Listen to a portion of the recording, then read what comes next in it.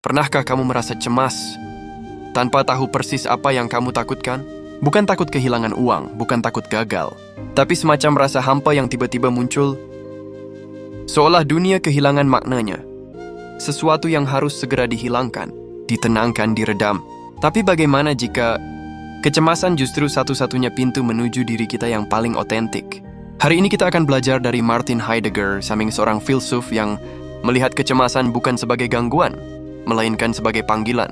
Kita sibuk, kita produktif, kita terus terhubung. Tapi di sela-sela kesibukan itu, kadang muncul rasa aneh.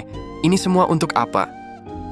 Heidegger menyebut kondisi ini sebagai hidup dalam dasman, hidup sebagai mereka. Kita berpikir seperti orang lain berpikir. Kita menginginkan apa yang orang lain inginkan. Kita hidup tanpa benar-benar menjadi diri sendiri. Dan justru ketika kecemasan muncul, topeng itu mulai retak. Heidegger membedakan takut yang selalu ada objeknya dengan cemas eksistensial yang tidak punya objek jelas. Kecemasan eksistensial membuat dunia terasa asing. Hal-hal yang biasanya kita anggap penting, tiba-tiba terasa kosong. Dan di momen itulah kita dipaksa melihat bahwa hidup ini terbatas. Bahwa suatu hari, kita akan mati.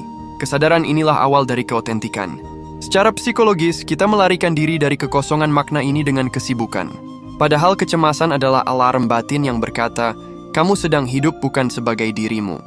Heidegger mengatakan manusia otentik adalah yang sadar waktunya terbatas. Prioritas berubah, penilaian orang lain tak lagi penting. Hidup menjadi berharga justru karena ia tak terbatas.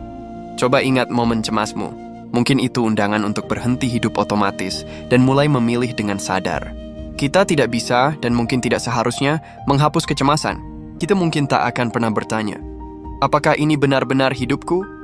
Heidegger menawarkan keberanian untuk berdiri di hadapan kefanaan, menerima bahwa hidup ini rapuh, dan justru karena itu, ia bermakna.